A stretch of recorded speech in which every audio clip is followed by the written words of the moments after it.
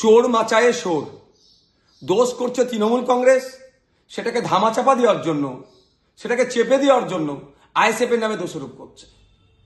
গতকাল কি ভোগালী 2 নম্বর অঞ্চলের অন্তর্গত বানিয়ারা গ্রামের সম্ভবত 177 নম্বর বুথে শওকত মোল্লা সাহেবের বাইক বাহিনী তাণ্ডব চালাচ্ছিল।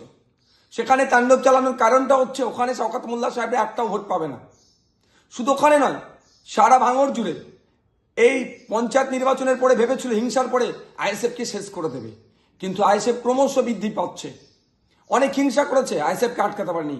এই লোকসভা নির্বাচনের প্রাককালেও টাকা পয়সার লোভ, ভয় দেখানো, মিথ্যা কেস, তৃণমূল তাদের পার্টি অফিস পুড়িয়ে আইএসএফের ছেলেদের নামে মিথ্যা কেস, তাদের বাড়ি ঘর পুড়িয়ে দিয়ে আইএসএফের নামে মিথ্যা কেস, তারা বোম চার্জ করে আইএসএফের নামে মিথ্যা কেস দেওয়া আইএসএফকে আটকাতে পারেনি। আইএসএফের জনসভাগুলোতে যখন উপচে পড়া ভিড় হচ্ছে, তৃণমূল ভয় পাচ্ছে। সেই জন্য গতকালকে এরা বাইক বাহিনীদের তাণ্ডব চালাচ্ছিল। বাইক বাহিনী যখন গ্রামে ঢুকে বোমাবাজি করছিল, আইএসএফ কর্মী সাধারণ মানুষকে বিতস্তত করে সন্ত্রাসের পরিবেশ কায়েম করে যাতে এরা ভোট দিতে না বার হয়, যখন এই ভয় দেখাচ্ছিল, আইএসএফ এর কর্মী সমর্থকদেরকে ভয় দেখিয়ে চমকানো ধমকানো যখন চেষ্টা হচ্ছিল, আমাদের পক্ষ থেকে অর্থাৎ আইএসএফ এর পক্ষ থেকে লোকাল প্রশাসনকে জানানো হয়েছিল এই বাইক বাহিনী এইরকম বোমা চার্জ করছে, এইরকম অন্যায় করছে।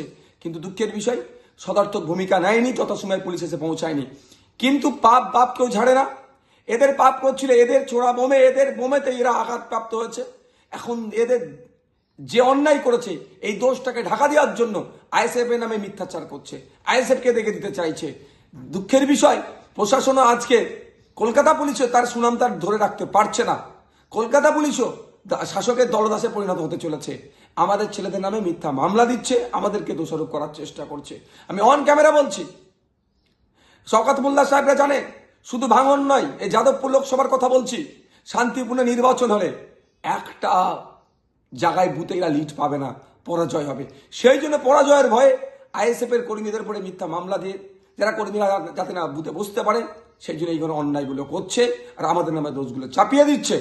আমাদের পুলিশ যে অ্যারেস্ট করেছে, আমাদের একজন ইলেকশন বুথের এজেন্ট হওয়ার যিনি প্রস্তুতি ছিল, তাকে পর্যন্ত অ্যারেস্ট করেছে। গতকালকে ভাঙড় 1 নম্বর ব্লকেও এক এজেন্টকেও পুলিশ রাতের অন্ধকারে দিয়ে ধরে নিয়ে এসেছে।